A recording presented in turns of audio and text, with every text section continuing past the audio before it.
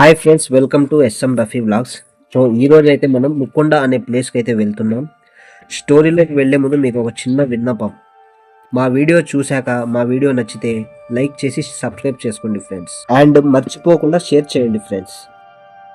ఇకపోతే ఈ ముక్కొండ అనే క్షేత్రం మన పొద్దుటూరు నుంచి 32 కిలోమీటర్లు, మైదుకూరు నుంచి 10 కిలోమీటర్లు, కడప నుంచి 42 కిలోమీటర్లు, అండ్ బద్దివేలు నుంచి అయితే 36 కిలోమీటర్లు అయితే ఉంటుంది.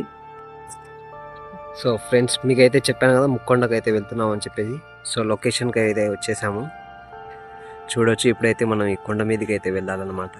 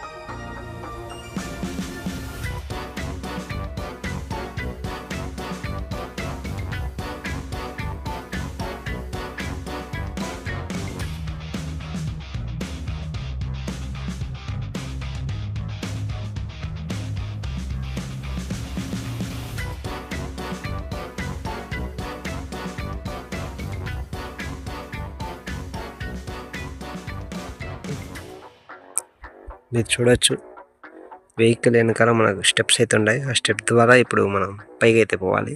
ఆ స్టెప్స్ ఎక్కి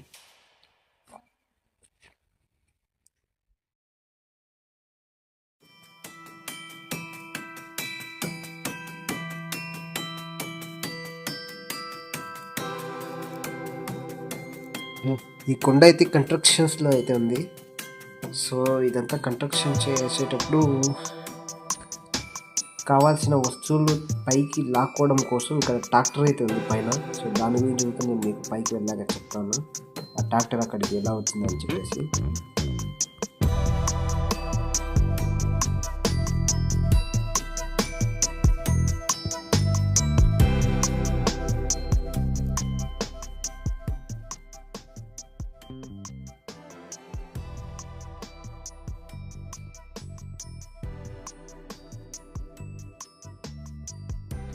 సో మీరు వెళ్ళే దారిలో సో ఈ లొకేషన్ అయితే చూడండి, చాలా బాగుంటుంది. సో ఇటు పక్క నుంచి అయితే మేము వచ్చాము. కింద మీకు వెహికల్ కనిపిస్తుంది కదా, సో అక్కడి నుంచి అయితే పైకి వచ్చాము.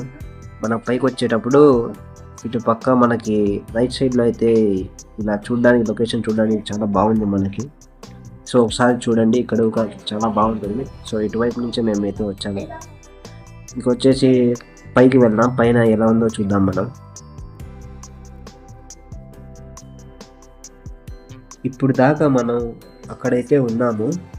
సో ఇప్పుడు ఆ కింద కనిపిస్తుంది కదా, సో అక్కడి నుంచి పై వరకు ఈ ట్రాక్ అయితే ఉంటుంది. అది ఎందుకంటే ఇక్కడ కన్స్ట్రక్షన్ జరుగుతుంది కదా, సో దానికి కావాల్సిన వస్తువులను పైకి తీసుకురావడం కోసం అయితే మనకు ఉపయోగపడుతుంది.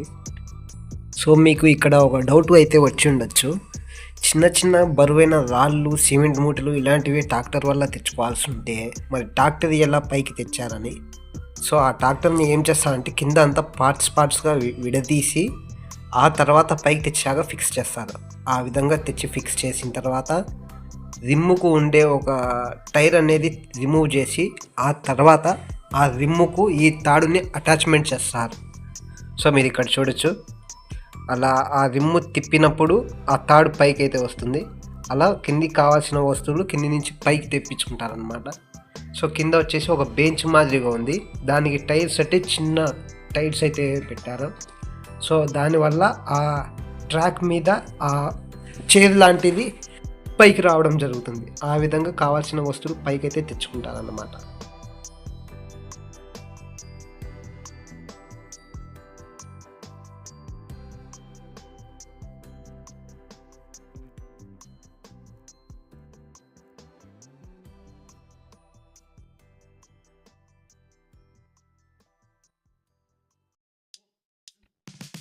ఇక్కడ ఉండే ఈ గుడి కంటే ప్రత్యేకత ఈ కొండలకే అయితే ఉంటుంది. సో ఈ 2 కొండలకి ఒక మంచి స్టోరీ అయితే ఉంది. అది పైకి వెళ్ళాక నేను మీకు గుడిలో అయితే చెప్తాను. సో వీడియో ఎండ్ వరకు చూడండి ఫ్రెండ్స్. మా వీడియో మీకు నచ్చితే లైక్ చేసి షేర్ చేయండి అండ్ సబ్స్క్రైబ్ చేసుకోవడం మర్చిపోకండి ఫ్రెండ్స్.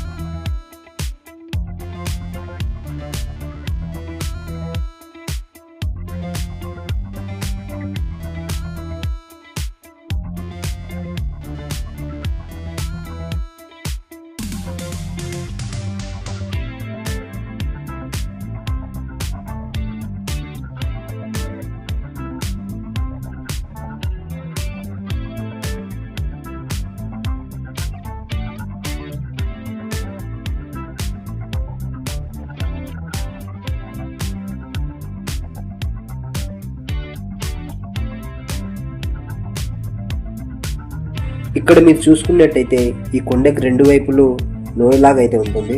సో ఈ 2 లోయలకి మధ్యన ఈ కొండ ఒక ఆనకట్ట మాదిరి అయితే ఉంటుంది. హలో ఫ్రెండ్స్, ఇప్పుడైతే మనం పైకి అయితే వచ్చేసాం. సో ఈ ప్లేస్ ఎలా ఉందనేది అయితే నేను మీకు చూపిస్తాను.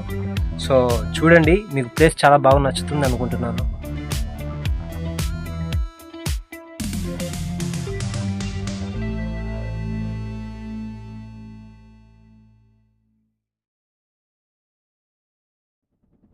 ఫ్రెండ్స్, ఇక్కడ ఉన్న ఈ స్వామివారిని అభిమన్యుని మనవాడు జనమేజయ మహారాజు గారు ప్రతిష్ఠించారు.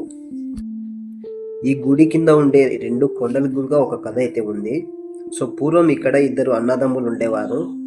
వాళ్ళు పండించిన పంటలు బాగా పండడంతో ఆ పంటనంతా జొన్న రాసులుగా ఇక్కడ వేశారు. ఆ సమయంలో ఒక ముని వచ్చి బిచ్చం అడగగా వాళ్ళు లేదని చెప్పగా ఆ మునికి కోపం రావడంతో మీరు పండించిన జొన్న రాసులన్నీ కొండలవుగాక అని చెప్పించారు. దాంతో ఆ జొన్న రాసులన్నీ కొండలుగా మారాయి. ఇప్పుడు మనం చూస్తున్న కొండలు కూడా అవే.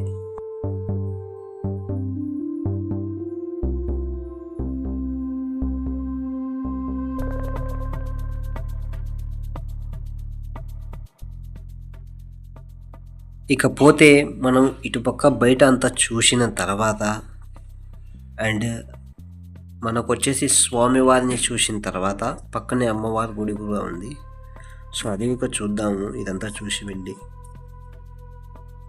అక్కడ అమ్మవారు గారిని చూద్దాం మనం.